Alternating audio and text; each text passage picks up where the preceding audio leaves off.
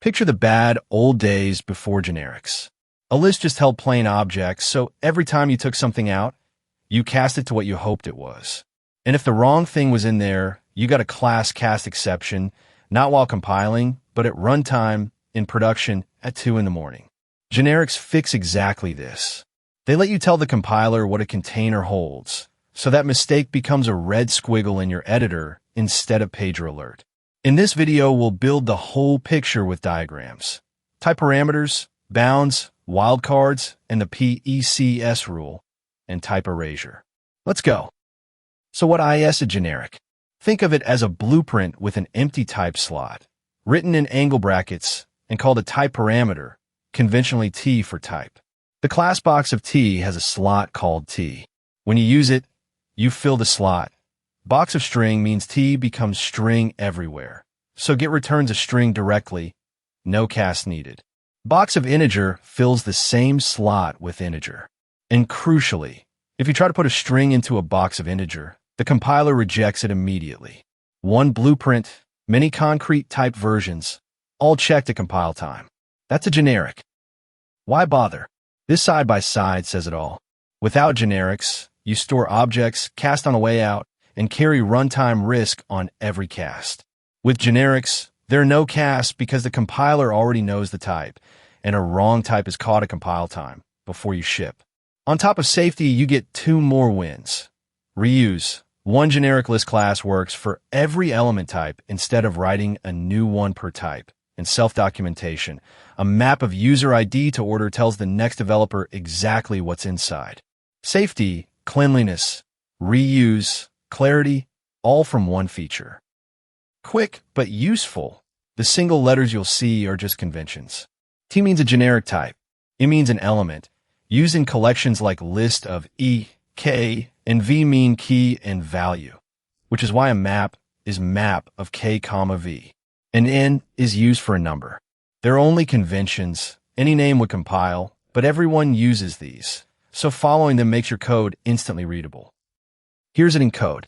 You declare the type parameter right after the class name, box of T, and then you use T inside exactly like a normal type, as a field, a parameter, a return type. When you create one, box of string, and you can use the empty diamond on the right, the compiler infers string from the left. From this point on, this box is a string box, fully type checked. This exact pattern is how the entire collections framework, list, map, set, optional, is built. By default, a type parameter is unbounded, which means the compiler treats it basically like object, so inside your generic code, you can only call objects methods on it. That's limiting. A bound fixes that. Write T extends number, and 2 things happen. Callers can now only pass a number or subtype, and inside your method you can call numbers methods on T, like double value. So bounds make generics both safer by restricting inputs and more capable by unlocking the bounds API. You can even have multiple bounds, like T extends number and comparable. A generic class fixes its type once, like box of string. A generic method is different. It declares its own type parameter written in angle brackets before the return type, and it reshapes itself to whatever you pass in. See first or null. It takes a list of T and returns a T. Call it with a list of string, and you don't write the type. The compiler infers that T is string by matching the argument against the signature. If the arguments alone aren't enough, it also uses the target type, the type on the left of the assignment. Reach for a generic method when the argument and the return type must share a type, like returns the same type it received. Now wildcards, the question mark, and the rule that confuses everyone until it clicks PECS, producer extends, consumer super. If a collection produces values that you read out, use question mark extends T, an upper bounded wildcard. You can read T from it, but you can't add because the exact subtype is unknown. If a collection consumes values that you write in, use question mark super T, a lower bounded wildcard, and you can safely add T. So when you copy from a source to a destination, the source is question mark extends, the destination is question mark super. Producer extends, consumer super. Say PECS in an interview, and you've shown real fluency. Let's go deeper than the mnemonic. Question mark extends number is an upper bound. The real list could be a list of integer or a list of double. You don't know which, so you can read a number out safely, but you can't put anything in because you might drop a double into a list of integers. Question mark super integer is a lower bound. The real list is integer or something more general like object. So putting an integer is always safe, but a read only promises you an object. And a plain question mark, unbounded, is a read-only peek. You get objects out and can't put anything in except null. That get versus put asymmetry is the whole point of wildcards. Here's PECS proven on the JDK's own copy method. The source is question mark extends t, a producer. Get returns something that is at least a t, safe to read. The destination is question mark super t, a consumer. Set writes a t, safe because the real list holds t or something more general. The data flows one way, out of the extends producer and into the super consumer. Try it backwards and the compiler stops you. You can't write into an extends producer, and a super consumer only reads back as object. So the signature makes only the correct direction compile. That's PECS, producer extends, consumer super, and now you know why. Here's the secret that explains every weird generics edge case. Type erasure. Generics are a compile time, feature only. After the compiler finishes checking your types, it erases them, replacing each type parameter with its bound, usually object, and inserting the cast for you. The consequence you can see in the diagram. At runtime, list of string and list of integer are literally the same class, just list. The type arguments are gone. That's why you can't do new t-array, you can't do t.class, you can't catch a generic exception type, and you can't overload two methods that differ only by generic type because after erasure they're identical. Erasure is the price Java paid to add generics without breaking old code. Here is the top erasure follow-up. What is a synthetic bridge method? Walk it. You implement a generic interface setter of string with a method set that takes a string. But erasure turned the interface method into set of object. So your set of string does not actually override set of object. The signatures differ, and polymorphism should break. To rescue it, the compiler secretly generates a bridge method, a set that takes object, casts it to string, and calls your real method. That bridge is the true override the caller hits, and it forwards to yours. It is also why a bad cast can throw a ClassCastException from a method you feel you never wrote. An erasure is not just trivia, it causes a whole chain of real behavior. First, the vocabulary.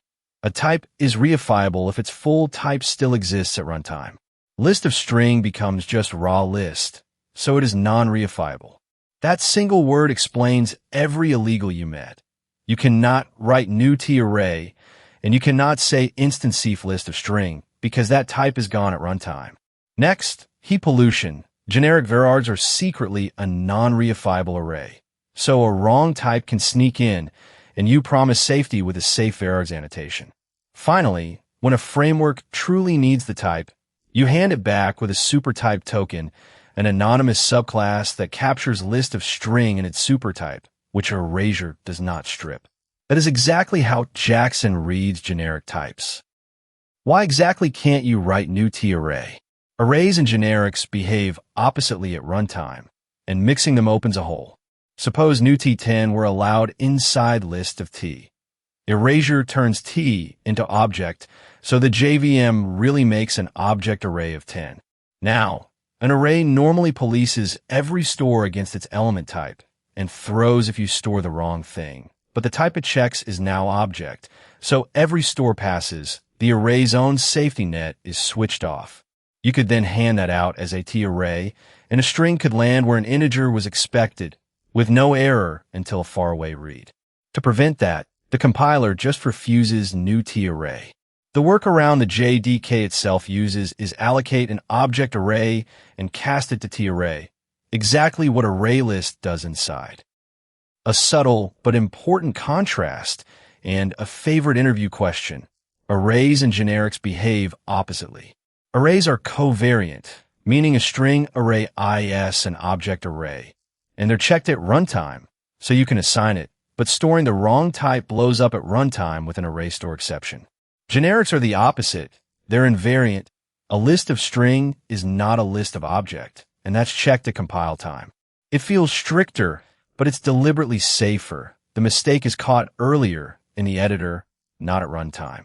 Understanding this difference is what separates people who've really used generics. 3 words interviewers use for the same idea.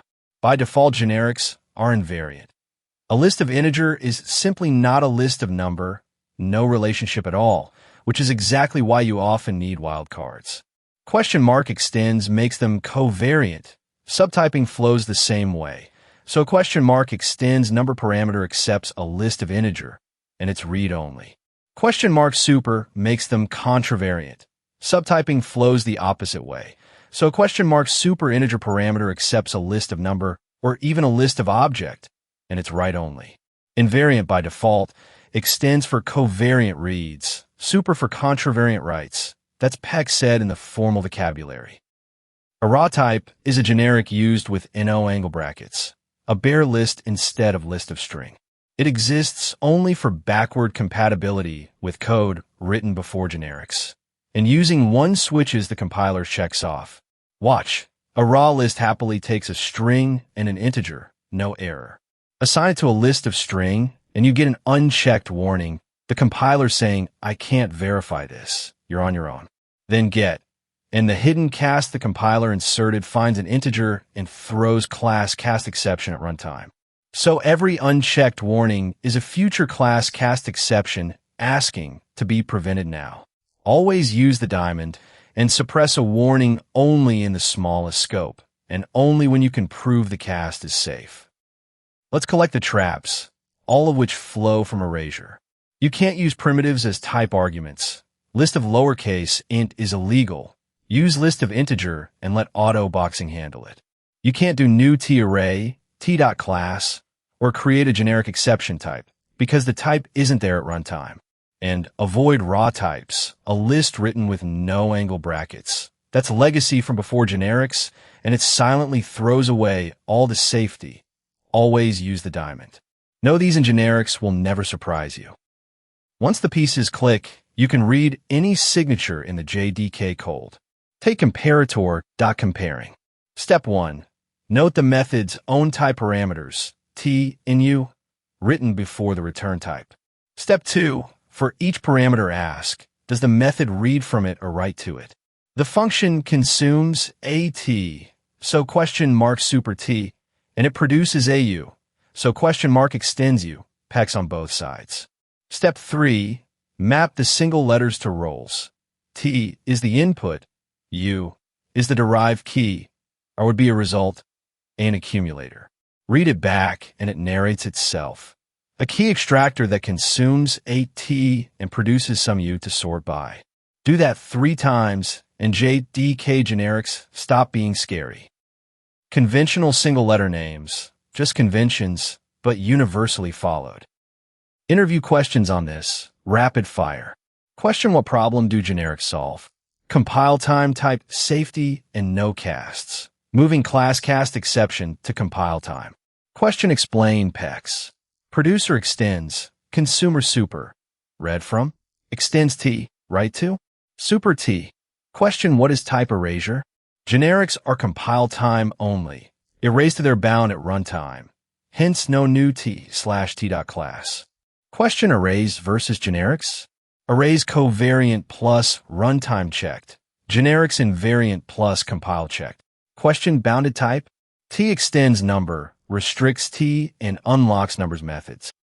Now the part candidates ask for most, what real companies actually probe on this topic, based on public interview reports, not official statements.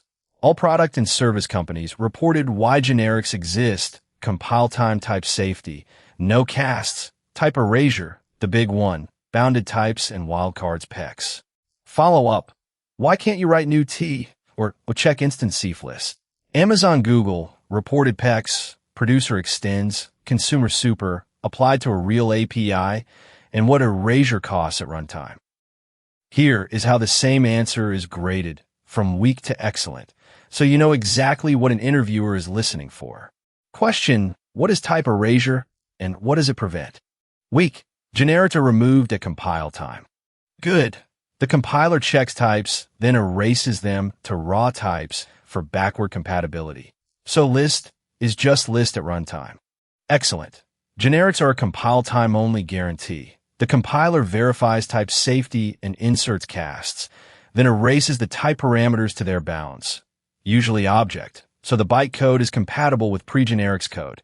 Consequently, at runtime, there's no T, which is exactly why you can't do new t.class or instance cf list. All type info is gone. Impress. Apply PECS. Use.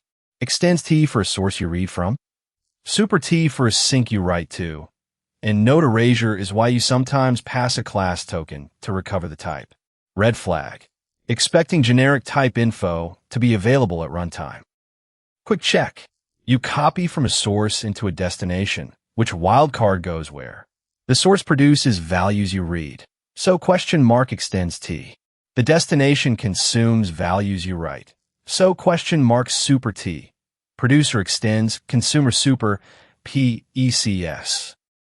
Real quick, if generics are clicking now, do me a favor and hit subscribe and turn on the bell. Every video goes 0 to deep with diagrams like these, and we post new videos and daily updates. Thanks, now the recap. Let's lock it in with the whole map. A generic takes a type parameter for compile time safety with no casts. Bounds like T extends number restrict the input and unlock the bounds methods. Wildcards follow PECS, producer extends, consumer super. And type erasure means generics vanish at runtime to their bound, which is why arrays, being covariant and runtime checked, differ from generics, which are invariant and compile checked. That's generics completely, and now you can read any generic signature in the JDK. That's generics completely with the diagrams to make it stick.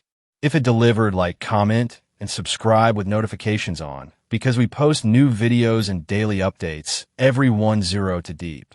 Next up, enums, POJOS, and immutable classes. This is Codivora, engineering explained. Keep building.